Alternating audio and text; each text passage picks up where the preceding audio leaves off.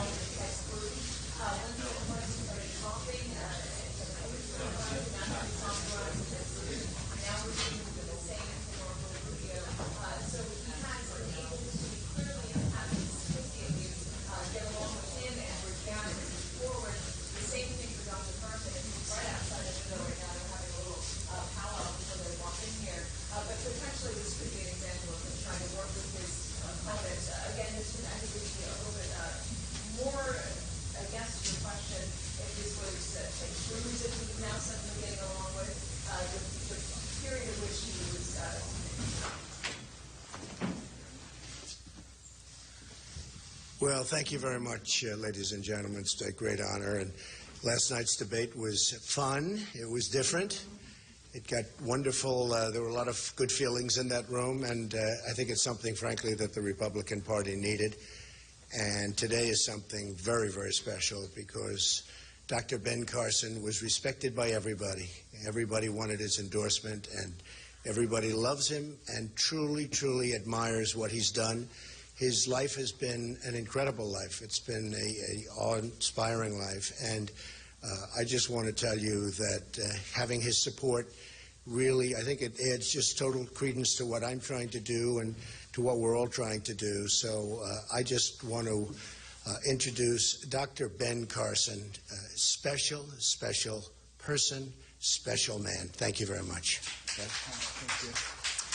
Well, thank you, Donald. And you know, this whole process, getting involved in the political process was something that I never particularly intended to do.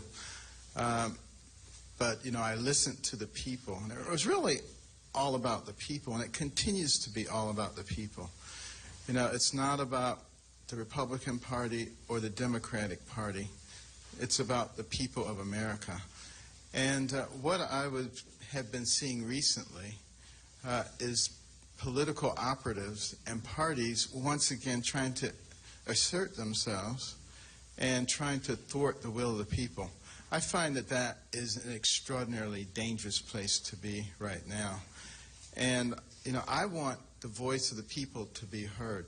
I want the political process to play out in the way that it should play out. And, I think the Republican Party particularly would be very wise not to adopt let's stop this guy and let's promote this guy policy, but rather start thinking about what are the things that are going to be helpful for America.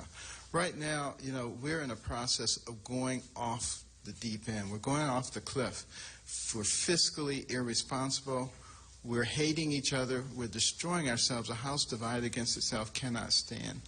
We're failing to take a leadership position on the world stage. Now, some people have said, well, why would you get behind a man like Donald Trump? I'll tell you why. First of all, I've come to know Donald Trump over the last few years. He is actually a very intelligent man who cares deeply about America. There are two different Donald Trumps. There's the one you see on the stage, and there's the one who's very cerebral, sits there and considers things very carefully. You can have a very good conversation with him. And that's the Donald Trump that you're going to start seeing more and more of right now. And some people said, but, well, he said terrible things about you. How can you support him? Well, first of all, we buried the hatchet. That was political stuff. And, that happens in American politics. The politics of personal destruction, all that, is not something that I particularly believe in or anything that I get involved in. But I do recognize that it is a part of the process. We move on because it's not about me. It's not about Mr. Trump. It's about America.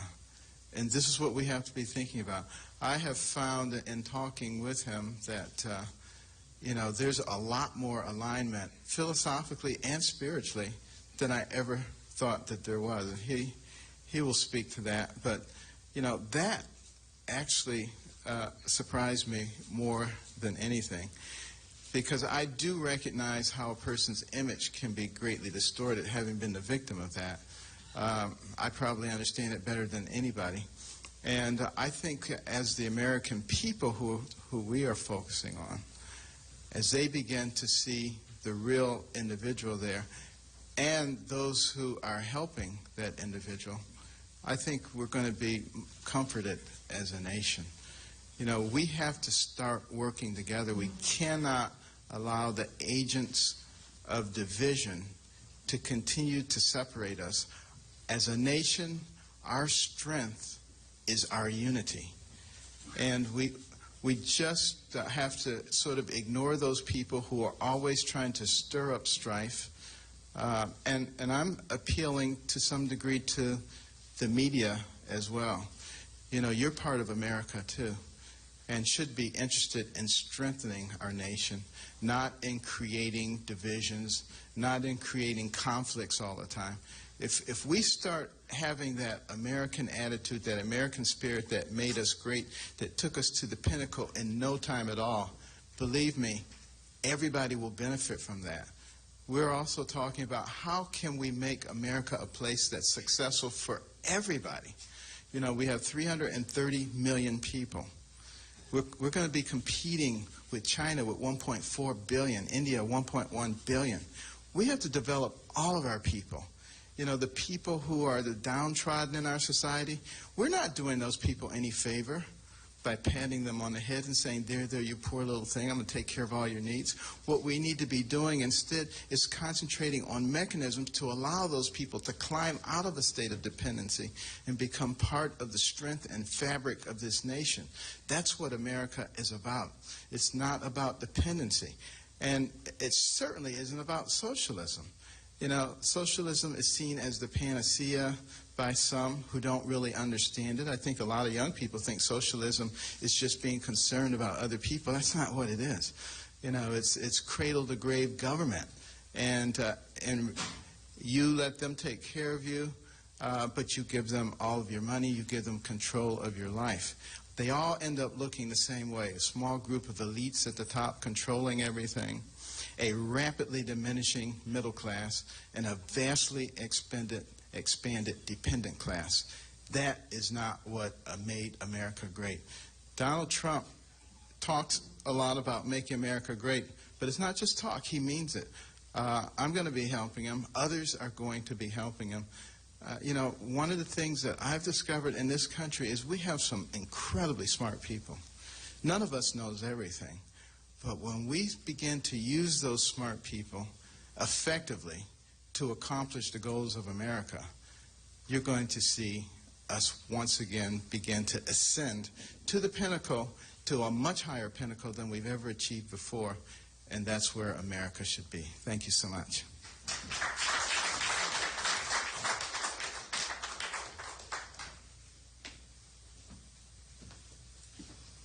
Thank you very much, Ben. And Ben and I were talking lengthily yesterday, and it was an amazing conversation. One of the things that I realized is his great love is education. And he was telling me things about education, and it was so right on, and it was so good, and it's such an important element for our country. And I said, Ben, congratulations. You just have to get involved with us with education, because our educational system in the United States, as you've heard from my speeches, we're ranked at the bottom of the pack worldwide, and yet we spend the most money per pupil, by far the most money. It's not even close. Second doesn't even exist. So Ben is going to get very much involved in that, and he's going to get very much involved in health care, where he's an expert.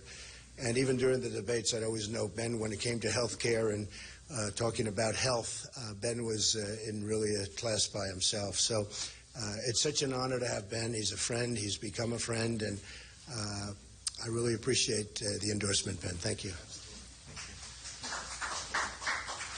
Any questions, folks? Yes. Mr. Trump. David first. Mr. Trump, two questions. First of all, did you guys sort of gently or formally apologize to each other for some of the nasty things you said to each other on the trail? Yeah, it's politics. Yeah, it is politics. It's tough stuff. It's a tough business. I used to think real estate in Manhattan was tough. This is like, it's a tough business, this politics. A lot of things happen in politics that don't happen anywhere else. Yeah, so we understand that. Go ahead. And secondly, sort of the question always comes up in big endorsements. Has there been any discussion between the two of you, Ben, or any promises made about a position for Dr. Carson in your administration, No. either as a running mate, as Secretary of Health and Human Services? And I thought it was lovely, because when Ben called, he didn't say, oh, would you do this, would you do that? He just wants to help. And he feels strongly about what's happening. And you see the kind of crowds we get. We get crowds that are amazing and record-setting. I don't think there's ever been anything like it. Well, I mean, it's on the cover of every magazine. There's never been anything like it. So Ben sees that, and Ben's going to have a big, big part. I can tell you, Ben, maybe Ben doesn't even know this yet, but Ben's going to have a big part. We want to keep that kind of talent. We're going to keep. Yes. Mr. Trump, do you see Mr. Carson, Dr. Carson, playing a policy role principally for your campaign, or as a surrogate out on the campaign trail going places you're not going? Yeah. And when he says there are two Donald Trumps, do you agree with that characterization? And could you amplify on it? I probably do agree. I think there are two Donald Trumps. There's the public version, and people see that, and I don't know what they see exactly, but it seems to have worked over my lifetime. But it's probably different, I think, than the personal Donald Trump. I think Ben would say that. Ben said it very well today. So perhaps there are two Donald Trumps. But, well, I'm somebody that is a thinker. I'm a big thinker. And I have my ideas, and they're strong, and, typically they've worked out. And what I want to do is, the theme, and Ben alluded to it, the theme that I have for this entire campaign is Make America Great Again. That's what I want to do. Very simple. I want to make America great again. We have so many problems, whether it's military, whether it's trade, whether it's borders, whether it's terrorism. We have so many problems. The debt. You look at our debt, $19 trillion, going up to $21 trillion in a very short fashion. So we're gonna straighten things out, and we're gonna straighten them out correctly. Policy or politics for you? Dr. Carson's both. Dr. Carson is both, but he's going to be very much on policy. Ben was always very strong on policy, and he's going to be very much on policy. Mr. Trump. Yes. Thank you, Mr. Trump. You've been talking a lot about unity on the campaign trail and in the debate last night. Can you fill us in on any outreach efforts you're making to Capitol Hill? And then I also wanted to ask you an Islamic State question after that. Yeah, we have been called by the biggest people in politics, not only Republican politics, but also the biggest people in Republican politics. And over the last couple of weeks, you saw Paul Ryan reached out, and terrific guy. I've always respected him. I've always liked him. And not necessarily agree on everything, because I'm very strong on borders and very strong on security. And I think Paul is, I think he's going to have his views, and I think probably certain things will change. But Paul Ryan reached out, and we had a great conversation, and many other people at the top level. I sort of get a kick. I see you covering one person who's saying Donald Trump must be stopped. And I talked to him 2 days before, and he's saying, Donald, we have to come together. We've been contacted by many of the biggest people in Republican politics. Congressional lawmakers as well, proactively? Well, I'm reaching out, but they're really reaching out to us because they see what's happening. We're getting millions and millions of people, additional people that the Republican Party has never had before. It's the biggest story. I said it last night at the debate. It's the biggest story in politics is what's happening. We are having millions and millions of people come up and vote for the Republicans. They get out, they register Republican. I've had so many people tell me, I've never voted Republican in my life. I left the Democrats in order to register as a Republican so I could vote for you. Independents, Democrats, and you see it. We're up 65%, more than that. Millions of people more. And that's what I'm saying. The Republicans now want to embrace it. I mean, I see it. They want to embrace it. Tom? And I also wanted to ask you about Islamic State quickly. Last night in the debate, you talked about potentially sending up to 30,000 American troops to the Middle East to fight Islamic State. We have to get rid of ISIS. That's more troops than George Bush sent to Afghanistan after 9/11. Let me tell you, we're going to get rid, and they're going to get back real soon. We have to get rid of ISIS. It's going to be up to the generals. We have to get rid of it, but the generals are going to be able to play their own game. I want to find out I have the right general. I want to find out we have the right general, Ben, right? We don't want to have the wrong general talking to us, but we're going to find the right general. We're going to find the right guy or person or woman. Prepared potentially for a long war? No, it's going to be very quick. It's going to be very quick. We're very powerful. We don't use our power. Yes. Mr. Trump, two questions. First, on the bearing the hatchet deal with you and Dr. Ben Carson, you mentioned politics is rough. Do you personally regret any of the things you said about Dr. Carson? Well, it's a funny thing. I was thinking about it yesterday, and because I have such respect for Ben. And if you notice, I mean, the CNN poll came out 49-15. How do you like that, Ben? He wouldn't have been happy.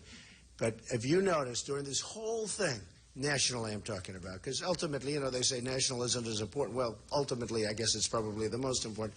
So CNN comes out 49 a couple of days ago, 49 for Trump and 15 for the two others. I think we're at 15. The one person that just kept sneaking up on me, I couldn't lose him, was Dr. Ben Carson. I could not lose that guy, and I was doing well.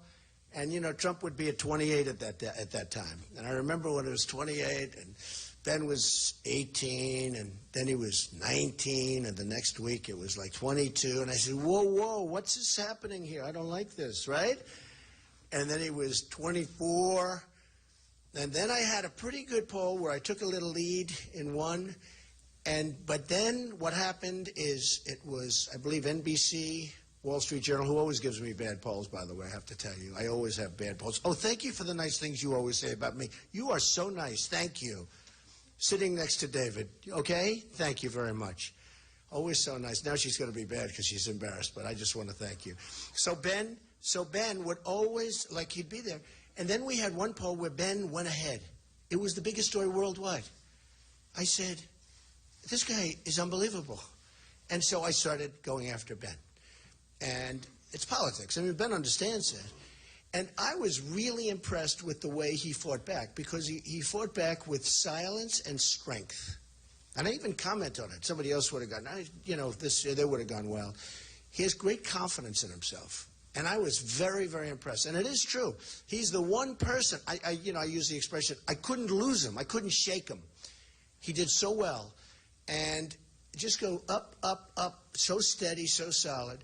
And I fought back, and I hit him hard. And which is politics, and Ben understands that. And he understood that because I talked to him about it yesterday. But he handled it with such dignity. I frankly thought it was amazing. I actually gained a lot of respect for him. Okay. So on that point, though, Mr. Trump, you talked about the two Donald Trumps, that there may be, Dr. Ben Carson brought that up. When you say things like, I want to punch a protester in the face, or when you said the things about Dr. Ben Carson, is it just politics? Are you playing a character there? It's politics, and it's fact. Let me just tell you, we've had some violent people as protesters. You know, they're not just people saying, oh, these are people that punch. These are people that are violent people. I get the biggest crowds by far, not even a contest. And, you know, you people don't like to report it, but actually the one thing good about protesters is you have to go into these stadiums, these massive stadiums with 25 and 30,000 people, and you have to, at least you see, because the cameras never turn. Hey, Ben, the cameras never, ever turn and show the stadium. I always say turn and show how the stadium, they don't. But when there's a protester up in the corner, it's great because the cameras all turn. That's the only reason. Because, you know, it's a negative as opposed to a positive, so they turn. But we've had a couple that were really violent, and the particular one, when I said, like to bang them, that was a very vicious, you know, he was a guy who was swinging, very loud, and then started swinging at the audience. And you know what? The audience swung back. And I thought it was very, very appropriate. He was swinging, he was hitting people, and the audience hit back. And that's what we need a little bit more of. Now, I'm not talking about just a protester. This was a guy who should not have been allowed to do what he did. And frankly, if you want to know the truth, the police were very, very restrained. The police have been amazing, but the police were very, very restrained.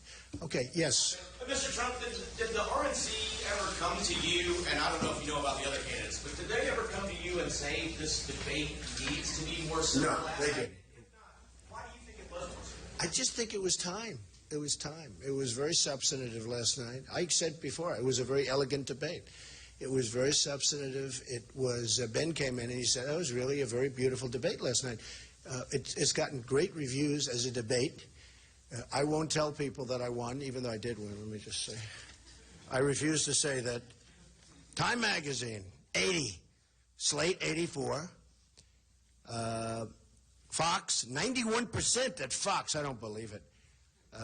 NewJersey.com, 81. So, I mean, we had a debate last night, and I think I did what I had to do, actually. But it was, I don't know. You know, we've had enough debates, in my opinion. We've had debates, these debates have been like Vince McMahon should have put them on because they were WWE and too much. And I think that it really, I think last night was something that was very important that it come off like that. And we didn't speak, and the candidates didn't speak about it, but it just sort of morphed into a very dignified debate. Yes? Mr. Trump, yeah, go ahead, Sarah. Mr. Trump, you said in the debate last night you hadn't decided whether you're going to accept fundraising for the general election. Accept what? Whether you're going to raise money for the general Yeah. election. But if you go that route, doesn't it undermine your pledge to voters that you won't be voting? Well, I don't think so, because I wouldn't be taking money. If anything, the party would be taking money. I'm not going to take any money. I don't want money. But the party might take money. It's up to the party. That's really up to them. It's not up to me. And it's something I haven't given much thought to. You know, I've self-funded my campaign. I put in, I guess I'll be in for $50, $60 million at a minimum. Right now, you know, I am somebody that's a business person. And even when I don't, the money is sort of irrelevant, but I have a natural instinct to be a little bit careful with money because that's the way I am. That's the way we have to be with our country. I expect to have, you know, tremendous amounts of money in this by the time we finish. I guess right now I'm into, you would know better than me, maybe $30 million, maybe more. But other people are in for $150 million and they're nowhere. They're out of the race. So I'm very proud of the race we've run. You know, somebody said, you know, he's only been doing this for 8 months. But I know the system better than anybody. And the reason I know, because I was on the other side of the system. So when they talk about campaign finance laws, when they talk about all of these different things, I've been there. I know it much better. And I know it from the real side, not from the politician's side. Yes? Mr. Trump, I just want to go Good back. job last night, by the way. Thank you, sir. I want to go back to what Major asked and also what Tom asked about what Dr. Carson said this morning on the radio and here about the two Donald Trumps. So many people know you and like you because of your public persona. Is that the real Donald Trump, or is it something that we don't see?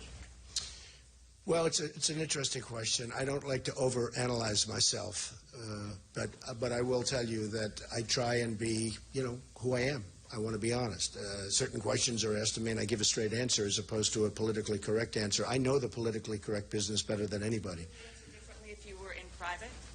No, I don't think so. I'd like to. I answer truthfully. Look, we're at a point where we have to start being truthful with our country. Like the question on Islam. I'm answering the question, and I know the exact answer. I could have given an answer the other night to Anderson Cooper, which would have been perfect, and nobody would have been talking about it. It would have been fine. But there is a problem, and we've got to find out what the problem is. We have to solve the problem, and you're not going to solve the problem unless you know there is a problem. So I want to answer questions honestly and forthrightly, and even if I'm on a big stage with all of these tremendous numbers of cameras around, I have to answer honestly. It's the only way we're going to solve the difficulties of our country. Yes, go ahead. Just along the same lines, so why are there two Donald Trumps? Did you at some point make a conscious decision to behave differently in public?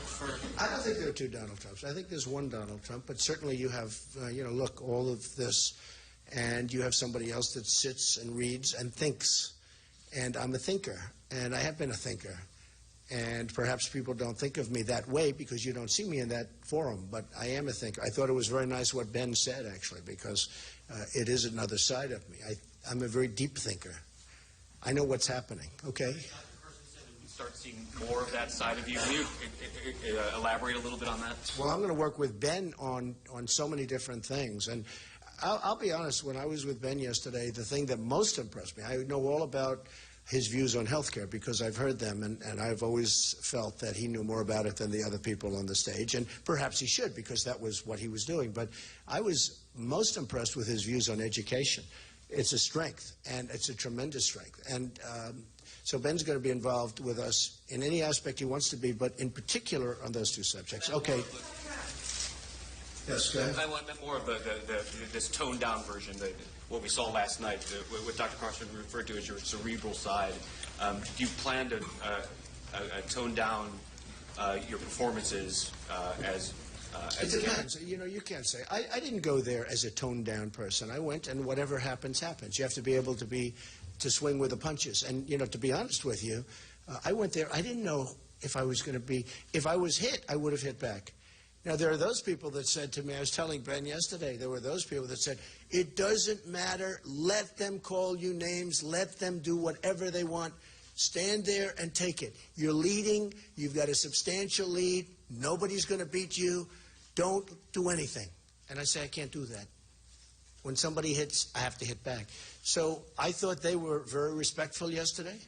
I thought, frankly, everybody did well. I thought it was I used the expression. I thought it was a very elegant debate last night. Yeah, go ahead. Mr. Trump, two quick things. You said earlier that you felt we've had enough debates. There is potentially another debate scheduled on March 21st. Is your suggestion to the RNC at this point, guys, we've had enough? I think we've had enough debates. I mean, how many times do you have to give the same answer to the same question? Do you agree with that, Ben? I mean, the same question, same people, same everything.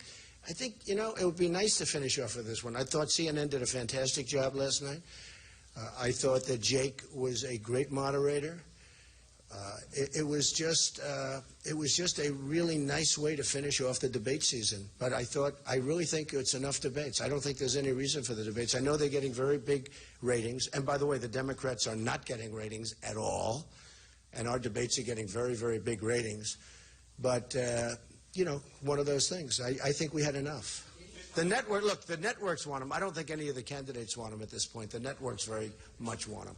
Can you talk about also, there's a phrase you've been using the last several days on the trail and in interviews. You've said embrace it to the Republican Party. I know you were asked a little bit about that earlier. Yeah. As you move forward now and as the contests start to limit, what are you going to do? Are you going to find yourself surrounding yourself with more people who are endorsing you, speaking on your behalf? When I said embrace, I was saying that the Republican Party should come together and embrace these millions of people that are going down and voting. Millions. South Carolina, New Hampshire, no matter where it is, it's the millions and millions of people. We've had, I was going to bring down a list, and I said I didn't want to bore you people, but we've had some states that are up 102% from 4 years ago. 102%. There's something happening that's really beautiful to see. And these are people, in many cases, as I said last night, these are people that have never voted. Ben, I have people coming up, they said, and I'm talking about 40, 50, 60, 70 years old. So many people. They say, Mr. Trump, I've never voted before. And they've got a Trump shirt on.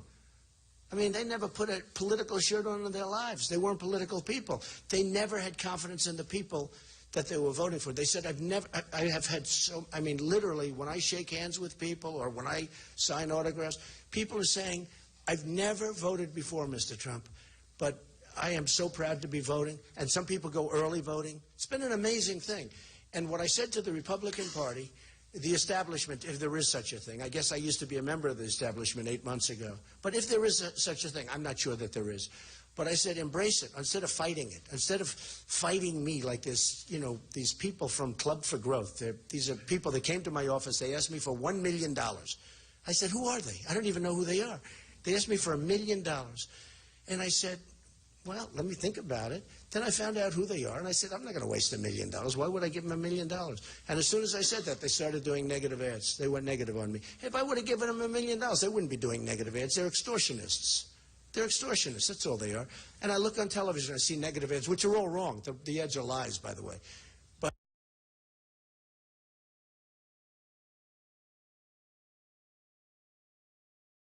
But I will win Michigan. That's not in the playbook for the Republican Party.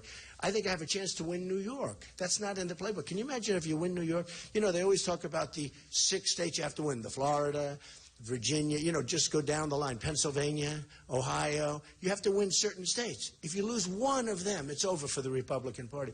The fact is, the structurally, it's much more difficult for somebody to get elected from the Republican Party. Everybody knows that. With me, I add a lot of states that aren't even in play for anybody else.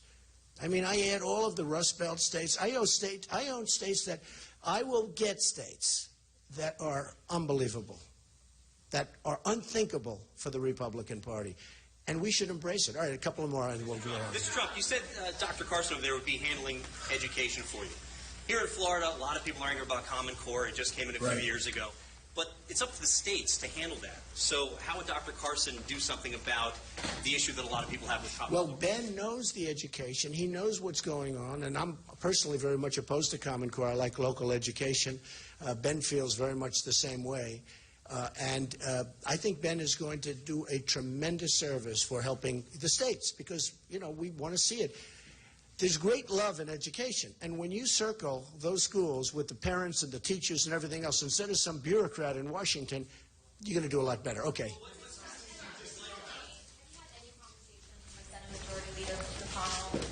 I have not yet. I'm sure I will, but I have not. I have not yet. What is your reaction to the news that Mitch McConnell has been advising vulnerable Senate Republicans on, you know, running away from you if you were the nominee? I'm sure that will change. Yeah.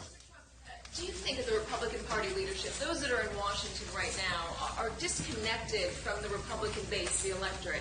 Is that who you're seeing as maybe potentially dividing, uniting the electorate against the party leadership? It's true. There's a big disconnection between the so-called leadership. I don't even know what the leadership is. I can't define the leadership because nobody knows what it is. But there's a big disconnect between the so-called leadership and the people. But the people, to me, are much more important because they're the ones doing the voting. That's why I'm standing up here today and other people aren't. Why do you think there is a disconnect? What are they not understanding about their The Republican Party lost its way. They've lost 2 elections that they should have won. Certainly the last election they absolutely should have won easily. That should have been an easy victory. In my opinion, much easier than the one we have coming up. And they lost. So the Republican Party lost its way. The Republican Party now, something has happened. Call it a miracle, call it whatever you want to do, but they're talking about it all over the world. It's the biggest story in all of politics. It's one of the big stories of the world. The millions and millions of people that are pouring into the Republican Party, not to the Democrats, to the Republican Party. And these are people that were disenfranchised. These are people that haven't had a pay increase in 20 years. These are people that have seen their jobs go to China and to Mexico and to Japan, and to Vietnam, and to every other country in the world but us. It's going to all end. It's going to end. What are you going to Believe me, it's going to end. What are you going to say to Democratic voters if you get to the general election? Democrats, what are you going to say to them? Well, one of the things we're going to do... let me tell you about the Democratic voters, as you said. It's actually the Democrat voters. And I will tell you, one of the things we're going to do is we are going to get so many Democrats. That's already been proven. So many Democrats have come and signed registration forms for the primaries where they're voting for me. They left. They said they've never done this in their lives. You know, they had an expression, Democrats for Reagan, years ago. We're going to have Democrats for Trump, but it's going to be much bigger. We're going to get tremendous numbers of Democrats. I have people in Hollywood, friends of mine, saying, you know, everybody out there is voting for you, but they're not going to admit it. I say, why? Aren't you proud? No, because I have a tough stance on crime. I have a tough stance on borders. They all know I'm right. but they're liberal people. They don't want to admit it, but you know what? They're going to vote for Trump. Ted Cruz recently acknowledged that this would come down to the convention. If this does come down to a convention fight, what's your campaign doing? What are you doing to Well, I think we'll do it without a convention. I hope we're going to do it without going down into the convention, without having a fight. But I do feel, and I said it strongly, whoever has the most delegates at the end of this trip should win. What are you doing to prepare for the possibility? Well, I'll prepare, but I'm hoping to prepare. We're going to have I think, look, Ohio should be great for me because they're losing tremendous numbers of jobs. You've seen what's happened with the coal industry in Ohio. I think I'll beat John Kasich, yeah. I mean, John Kasich has been an absentee governor. He's been an absentee. He's been campaigning for he lived in New Hampshire. In fact, Chris Christie said that absolutely John Kasich was there much more than him, which is true. And John Kasich then went, as you know, to other states, to different states, very big in South Carolina. He was there. He didn't win. Didn't win in New Hampshire, right? Didn't win in Michigan. He guaranteed Michigan. He said, I will win Michigan. And I thought he said, you could correct me if I'm wrong, but I thought he said if I don't win Michigan, I drop out because Michigan's his neighboring state. And I won Michigan in a landslide. And he was living there. So John has been, not really there. And John's got some innate problems. He's very much in favor of Trans-Pacific Partnership, TPP. That will be the destruction of Ohio. And now that the oil is down, Ohio got lucky because they struck oil. And the budget of Ohio went up more than any budget in the entire United States, higher than any budget. But they got lucky because oil was under their ground, as opposed to some states where they don't have the oil. Now that the prices of oil are down, Ohio's going to have a lot of problems. Okay, maybe one more, two more. Go ahead. Just to be clear, you're not going to be in Salt Lake City on March 21st for this next debate? I didn't know there was a next debate. I thought we had our next debate last night. No? They have yet another. Look, this has been a ratings bonanza. And I would do debates, frankly, if the networks agreed to give all of the money to the, let's say, to the wounded warriors or to the veterans.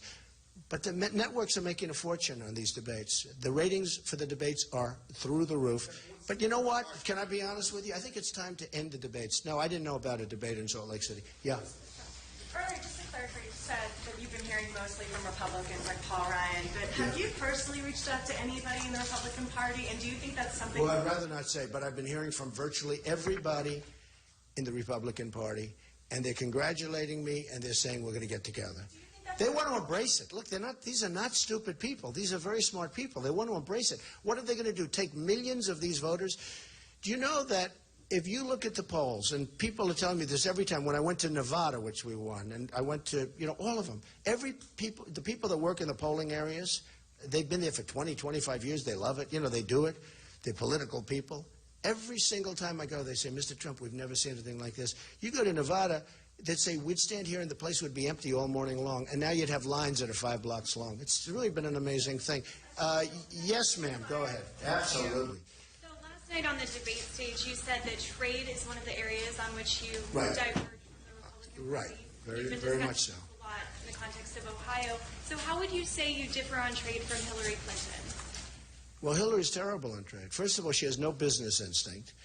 She doesn't have the energy or the strength to get the right trade deals made. Let me tell you, you need strength, you need stamina, you need a lot to get these deals done. They come at you in waves. And to do these deals where they wrap them up and they put 12 countries in one, TPP as an example, I want individual trade deals with individual countries. Some deals we'll make that will be so good. Some countries treat us better than others. Some are worse. China will take advantage of TPP. It's not in it now, but believe me, they will come through the back door. They're watching it so closely. I have so many friends in China. I have great respect for China. I'm not angry at China. I'm angry at our people. We have a trade deficit with China this year, $500 billion. It's unsustainable. No, we're going to change our trade deals. We're going to make great deals. We're going to become a rich nation again. We cannot become a great nation until we become rich again. We can't afford Social Security. We can't afford anything. I'm going to save Social Security. There are so many things we can do. It's going to go quickly, too. Okay, yes. Let me ask a quick question to Dr. Carson just about your decision to endorse Mr. Trump over Senator Cruz. You did indicate earlier in the week that you were open to endorsing one of the two. So why not Senator Cruz? Well, first of all, we had a lot of excellent candidates. I think any of the 17 candidates who were running could have done a fine job. But one of the real factors for me is what will happen if we allow the political operatives to succeed in their endeavor to stop Donald Trump. I think it would fracture the party irreparably, and it would hand the election to the Democrats. And they would get 2 to 4 Supreme Court picks, and America would be forever changed. And that's the big picture. It's a very big picture. It's not about me. It's not about Mr. Trump. It's about America. Why not Senator Cruz, ultimately? Because I feel that Mr. Trump is willing to do what needs to be done to break the stranglehold of special interest groups and the political class. Are there any remaining hard feelings towards Senator Cruz over what happened in Iowa? I've completely forgiven him. That's a duty one has as a Christian. Dr. Carson, you said throughout your life God has led you to your most important decisions. This truly is an important decision. Did God lead you to Donald Trump? I prayed about it a lot, and I got a lot of indications, people calling me that I haven't talked to for a long time saying, I had this dream about you and Donald Trump. I mean, it's just an amazing thing. But, you know, I also tend to think that the way God speaks to you is by giving you wisdom. And that wisdom says to me that if we allow this attempt to disrupt the will of the people to be successful, it will fracture the party in an irreparable way. And that will hand the election to people who I personally believe would destroy our country. And the reason I say that is because, you know, Hillary Clinton was a great friend of Saul Alinsky. She was on a first-name basis with him when she was a student. Saul Alinsky wrote the book Rules for Radicals. And if you haven't read it, I recommend that you read it and see the kinds of things that are recommended to change, fundamentally change this nation from the great success that we have to a socialist country. And the dedication page of that book says, dedicated to Lucifer, the original radical who gained his own kingdom. I don't want anything to do with anything like that. Dr. Carson, you talked about burying the hatchet. Did you have any kind of conversation with Mr. Trump like that with Senator Ted Cruz, and did he ask you for your endorsement? He did not specifically ask for an endorsement, but he did apologize, said that, you know, he wasn't really aware of what was going on. He didn't agree with it. Why Mr. Trump over Ted Cruz? Dr. Carson, you said just a week ago today at CPAC that you were endorsing We the People, and it sounds as if in that intervening time between then and now you've evolved, and the central focus, what I hear you saying is the effort to stop Donald Trump is what motivated you to endorse him. Is it Donald Trump's qualities for the presidency or this movement against him that puts you where you are right now? It's about we the people. We need to empower the people. That is not going to be done through politics as usual, be that Republican politics as usual or be that Democrat politics as usual. It requires somebody who's a bit of an iconoclast, but someone who has the ability to listen and to make wise decisions. Do you think that, going back to what Mr. Trump said about embracing these people, you had a lot of evangelicals come out to a lot of rallies in Dayton when you were there, when I was there. Do you think that people will be representative of the American people, and do you think you can help bridge the gap with those evangelicals as well as with people of color now that you're endorsing Mr. Trump? Well, you know, I hope that we can bridge the gap with everybody. All the policies that I have ever talked about, and Mr. Trump is going to be on board with this too. We talk about things that are good for everybody, not for this group or that group. The whole concept of picking and choosing winners and losers is something that I think is antithetical to what we believe, don't you? And, you know, that simply would not happen with the Trump administration. We will be looking at ways to do things that benefit all Americans, that create an equal playing field, equality of opportunity. That's what we're looking for. And that doesn't mean that we're not sensitive to people who are downtrodden. In fact, we're very sensitive to people who are downtrodden. And we'll be putting in place things that will allow those people to ascend. Many people have been placed in a position of dependency for generations. They don't even recognize what's going on. We have to change that. Carson, do you see a of Latin American countries, what are you doing to reverse that situation? We are fighting in the Middle East, but they are now in our neighborhood. What we are doing to reverse the China influence and Russian influence in our neighborhood? Well, I'll let Mr. Trump answer that question. Dr. Carson, do you see a future for yourself in politics? And even if there were no promises made as part of this endorsement, would you be interested in serving in a potential Trump administration? Well, I'm interested in saving America. My concern is our posterity, all the people who are coming after us. And we are destroying any possibility of the American dream for them with the policies that we're doing. So I would be very interested in helping to achieve the goal of saving America and making it great. Absolutely. Dr. Carson, you talk about two Donald Trumps. Oh, Catherine, I didn't notice that was you. Nice to see you. You talk about two Donald Trumps, the one we see in public, the one we see in private. Does that worry you for the American voters? Should the voters know that second Donald Trump, and then as that relates to you, you and Mr. Trump have sparred on a number of issues, whether it's Muslim database, whether it's religion. Are we now seeing a second Dr. Carson with this endorsement? I don't think so. But my point being that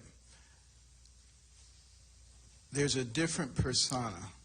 Some people have gotten the impression that Donald Trump is, this person who is not malleable, who does not have the ability to listen and to take information in and to make wise decisions. And that's not true.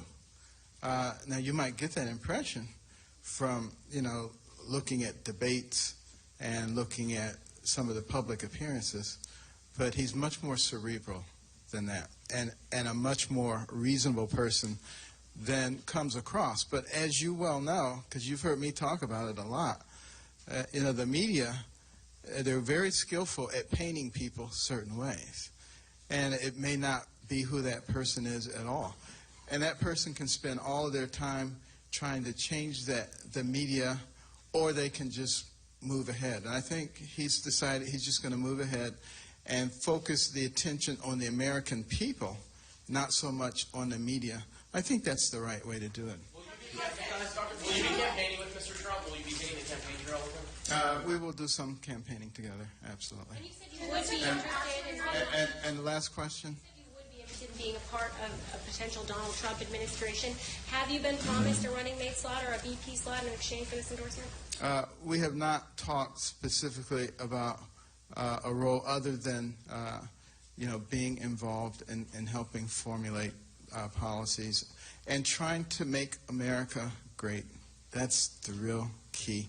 And as was said by many, it is great, but it is nowhere near as great as it can be. And a lot of the things that are in place and that have been in place and growing over the last few decades have led us to a place of incredible stagnation. We don't need to be there. And if we once again begin to embrace those policies that will create the atmosphere for entrepreneurial risk-taking and capital investment, you will see an explosion like nothing you've ever seen before. We simply haven't been doing that. I don't think it's going to be that hard. And I don't think Mr. Trump thinks it's going to be that hard either. So thank you all very much. Thank you very much. Great honor. And go outside. We have coffee and drinks. Enjoy yourselves. Thank you.